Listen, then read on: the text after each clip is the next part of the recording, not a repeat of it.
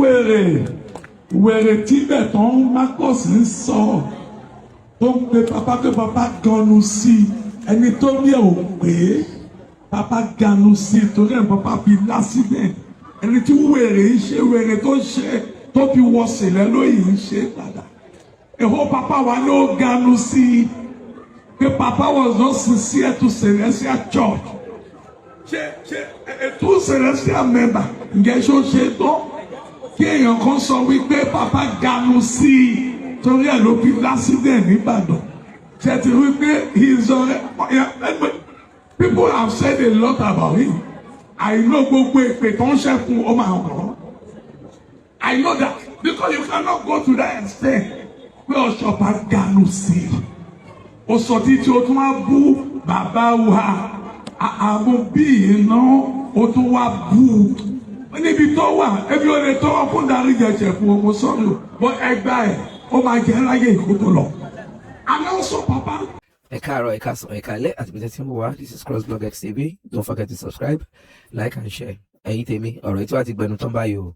Ọmọ bàbá Ọ̀ṣọ́fà ó ti wá fáyà Prophet Tibetan back. Bàbá Tibetan náà ti wá dá wọn lóhùn padà báyìí. Ibo la máa kọjú sí báyìí àti sọ fún mi pé bó ṣe ń jáde òun náà la ṣe máa gbé wá. Ẹ jẹ́ ká listen sí bàbá Tibetan. Tẹnu wá sọ pé relationship ṣé kí gbé mọ́tò lọ bá àwọn tọ́ṣọ ni. Kí ló dé kó n bèrè question burúkú tó tó yìí? Very damning question.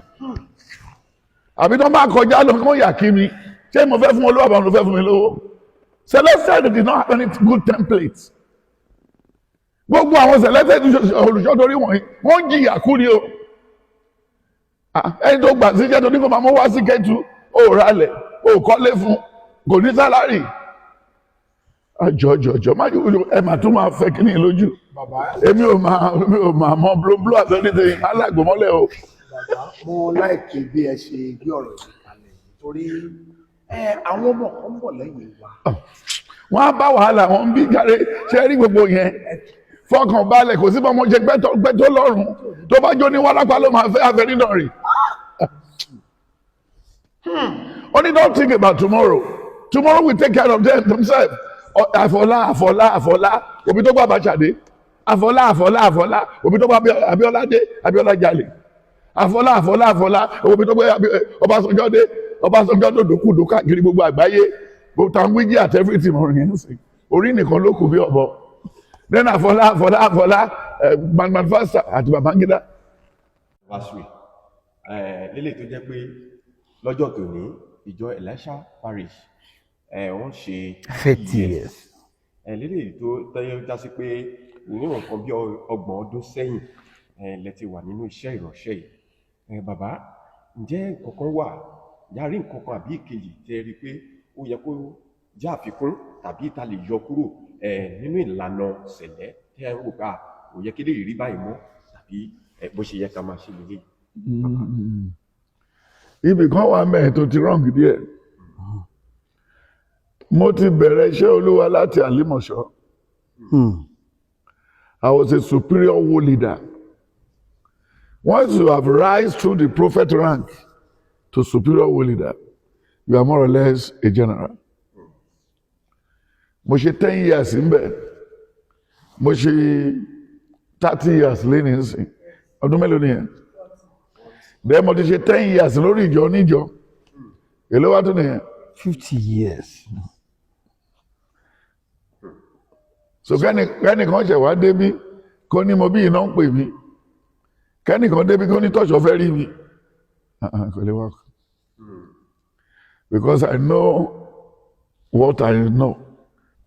So you have to, tó bá ní nǹkan tó dáa ṣe fara lé ẹ̀. Bẹ́tara lé ẹ̀ ò bá dẹ̀ mọ wọn ara ẹ̀ fi sáyè ibi tó yẹ kó wà. So kò sí nǹkan tá tó lè yọ kúrò nínú ṣẹlẹ̀ mọ́. Ẹni tó lè sáìn ẹ̀ ti kú. Ọ̀ṣọ́fà tó lè yọ kúrò tó lè fi kún ó ti kú. Then Ọ̀ṣọ́fà ti kẹ́ páńpẹ́ kan lẹ̀ fún wa tẹ́lẹ̀ tá a mọ̀. Ọ̀ṣọ́fà is not sincere to the church. In one clause. Kò fẹ́ gbéjọba fún Bàdà. Ọ̀ṣọ́fà àti Buhari kò sí yàtọ̀. Buhari lòun ò lè bẹ́ anybody ṣèjọba. unless tó bá jẹ́ Fúlàní. Àwọn abẹ́lẹ̀ ló ń gbé Nàìjíríà tẹ́lẹ̀, Ìgbò, Haúsá àti Yorùbá. Níbo láti gbà rí Fúlàní? So wà mí tó bá wẹ̀ lómi tó máa ń jó tó máa ń sọ sókè bí àwọn wòlíì máa wà, Ìyá Oníbodè, àwọn Ayọ̀délé Akínbùdúgbé tó ń ṣe làwùlàwù. Ìjọ yìí ló máa wáyé mọ́, ìjọ yìí ni gáfárà, ìjọ yìí ni gíní. Ọjọ́ kan ni mo sọ fún Ayọ̀délé pé ṣé kìí ṣe pé wọ́n sàsí wa? Ṣé kìí wọ́n sàsí wa? Bẹ́ẹ̀kẹ́ ti kú òkè mi kan wájú ẹ̀, ìwọ náà tún ṣe làwùlàwù, ó forí pamọ́. Ẹ ló ń ṣe zona àti rector evangelist. Jẹ́ kí nǹkan ṣe ẹ́ òṣèlú gbọ́. Òun sáré káàkiri sí Peter Babalógun. Ṣé rí nǹkan tó ṣẹlẹ̀? Èmi ò mí ni ẹ̀. Àbí kò yẹ? Kò sí nǹkan tá tó lè fi sí. Wọ́n béèrè lọ́wọ́ ìpé bàbá tó bá lọ bí àgbáre lọ́wọ́ fídíò yẹn. Ṣé igbákejì ẹ̀ lọ́wọ́ máa tẹ̀lé lọ? Ẹni tó ti ń wo bó ṣe ń ṣe àwọn tó gbà ẹ́ lálejò sí Nàìjíríà. You prove yourself. Ṣé mo ṣe ń ṣe nìyẹn? Kan wá bí mi ń sìn, olùṣọ́, tẹ bá kú, ta ló fẹ́ handle bí? Nǹkan tí Báyọ̀ ti mọ̀, nǹkan tó lọ́lá ti mọ̀, ọgbọ́n máa ṣe lọ. Tó bá dalẹ̀ wọ́n kú, ṣe bẹ́ẹ̀ mi náà ti kú, àwọn náà máa tẹ̀lé mi. Ìjọba ní kan lọ wẹ́ nìkan wá láti abúlé Ẹ̀gbá, kí lọ wẹ́ nìkan wá lọ́rẹ̀, kan lọ mú ajá kan wá bí ajá bí yìí lọ́dọ̀. Ẹ̀ tó falà sójú lálá tí òmùgbà tó ń gójú ẹ̀. Bèrè mi tó ẹran tó ń yọ ọmọ ẹni mo lọ yọ sí pé ọ̀n ló jẹ́ kó gọ̀. But you see, rí sọ ní ògọ̀ ọmọkùnrin tó fi gbowó lọ́wọ́ èèyàn o. But bó ṣe rí nìyẹn, a lè ṣe kankan mọ́. So ibẹ̀ ló yẹ kó ti sọ pé ẹnì kejì yìí ni. But ó ní kò sọ bẹ́ẹ̀, ó ní ẹ̀mí mọ́ ló máa yàn. Fraud, the biggest fraud of the life. Ṣé òun ló ń control ẹ̀mí? Ṣé gbogbo ìgbà lẹ̀mí control èèyàn? Nígbà tí mo lọ jẹun yẹn kọ́ ṣé ẹ̀mí ló ní kí jẹba? Ṣé ẹ̀mí ní kó ní kí lọ bá mọ̀ mi tọ́pẹ́ sùn? Ṣé ẹ̀mí mímọ́ ló ní ká gbé ráìsì lọ bí ta lọ́lẹ́ kan? Ṣèbí irú mọ́tò tá gbé lọ́pẹ́ lóko táwọn èèyàn fi súnmọ́ wa? Ká gbé mọ́tò kan débẹ̀ lẹ́kan kan bẹ̀rẹ̀ sí máa wà tí àwọn tó gbé ráìsì lẹ̀ tí mọ́tò tó ń jáàkì tó tún yọ tututu. Wọ́n ní pé àwọn eléyìí ní ìkan tí wọ́n máa fẹ́ dalẹ̀ ẹ̀rú. Mọ́tò tó fi gbé ráìsì wọ́n tó máa wọnú ẹ̀. Wọ́n máa rẹ̀ jẹ ẹran tá a pa sí, but we are neat, we are clean. Anything you want to do it clean. But ìgbà tó yá àwọn ọmọ ẹ̀dẹ́ wọn ajá kẹ. Ọmọ tó máa tó ajá kẹ ẹ̀yìn délé tó gbádùn. Ìyẹn gọ̀ láti inú oyún ó gọ̀ bí silencer Vespa. Ẹni tí ò ríran, ẹni ìjọ tó fẹ́ fa ayé mọ́. Ẹ̀dẹ̀gbẹ́ni tí ò ríran kó dúró síwájú ilé. Báwo ni géètì yìí bá ṣe rí? Kọ́ lọ gbẹ́rù mọ́ bí ìran kó dúró sí géètì yẹn pé kó máa ṣe security. Ẹ wá ní kó head this gigantic church. That's to know wọn ò kíà fún tẹlòmíì. Tó ń bá kíà wọn ò ní ṣerú kà yẹn. Kó sí bó ṣẹlẹ̀ wà náà tó ń bá dáwó wọn ṣe máa ìdílé àwọn olùdásílẹ̀ títí Jésù máa fi tẹ́nà ni. Doesn't even give them their quota, but this is what you ganu see. That's so eager, that's so rude and a lot of things. Ìjọba yìí ṣe máa tún ní what crisis láìpẹ́ o. Wọ́n bí iná máa tó kú sí wọn máa ní crisis. So kò sí fraud wà láàrin gbogbo leadership kìíní bẹ̀rẹ̀. Ṣé wọ́n sọ fọ́ṣọ̀fà pé kó má lọ sí Ìbàdàn. Bọ̀dé kan tó ń mú bẹ̀ lọ́dọọdún yẹn, ó ti ganu sí. Ó ti yí brain yẹn. Ó lè rán yàn, but kò ní trust èèyàn. Àwọn tó kọ́kọ́ sínú mọ́tò náà, àwọn ìgùn ẹgbẹ́ ẹ̀ náà ni. Ìgùn ló ń wá, ìgùn ló ń ṣe, àwọn ìgùn fúnra wọn ló wà pa. Abeg. Ọba bó ṣe wá rí àrí pé kí ni ọ̀rọ̀ tó wọ̀ yín lára tó ka yín lára pé kò yẹ kó rí báyìí, kò yẹ kó rí báyìí, kí wàá lọ́nà àbáyọ sà. Báwọn àgbà tó ti wà níwájú bá lè àwọn tó ń bọ̀ ń kọ́ kí lọ́nà àbáyọ. Because I will hold him responsible as an elder. And ẹ̀rẹ̀ tó jẹ́ stakeholder. You know, kí lọ́nà àbáyọ. àwọn ń lọ wájú, àwa ń tẹ̀lé wọn lẹ́yìn. So bó bá kù díẹ̀ káàtó, mo máa fa agbádá wọn látẹ̀yìn. Bí Èlíṣà ṣe fa ti Èlíjà, ẹ lè lọ ìdìyín mú. But Èlíjà lọ. Bàbá kí lọ́nà àbáyọ sà. Ọ̀nà àbáyọ ni pé tó bá ti mọ ẹgbẹ́ ẹ, tó bá ti mẹ́ni tó jù, the crisis will start again. Irú àwọn tọ́ṣọ tí ò mọ̀ kankan tí wọ́n rò pé wọ́n bẹ́ fún lábàtà, wọ́n rò pé omi ló mú ẹ̀fọn yẹn mọ́ mi kú. It's not done. a kàn ń ṣe tọ́lọ̀ nǹkan tọ́lọ̀ ràn wá láṣẹ bí o mi ò ṣe kan tí kẹ́tù rán mi iṣẹ́ kankan bí o jọ má bínú nǹkan tọ́lọ̀ bá mú wá ni màá sí o only neither will I leave you and I will not forsake you.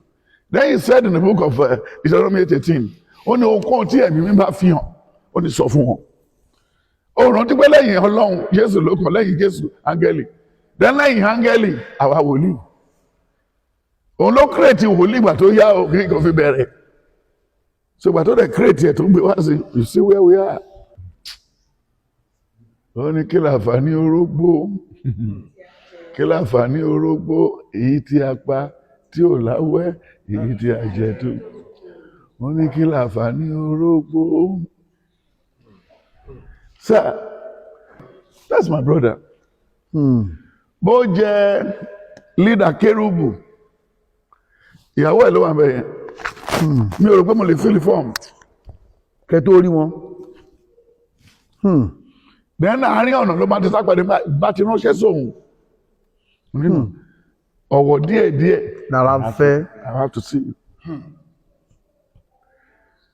When you look at the book of 1 Corinthians 13-14, then 1 Timothy 3, then when you look at the book of 1 Timothy 6, 4-10, then 1 Timothy 5, 1-8. Ẹ sà, ìwọ níyàwó mẹ́ta, èmi níyàwó kan, ẹni tó wà lọ́wọ́ ẹni níyàwó mẹ́jọ, ìyẹn níyàwó méjì, ẹni ká máa ṣe association. Ṣé ó lè work sir? Ṣé ẹni tó níyàwó kan yẹn ò ní sákúrò? Torí kò sówó ta lè dáhùn máa kó jẹ ni. Ẹ lè fi question yìí dọ̀là torí èyí jẹ́ ọjọ́ ta há rice kó má dàbí pé rice gùn sí mi lórí o.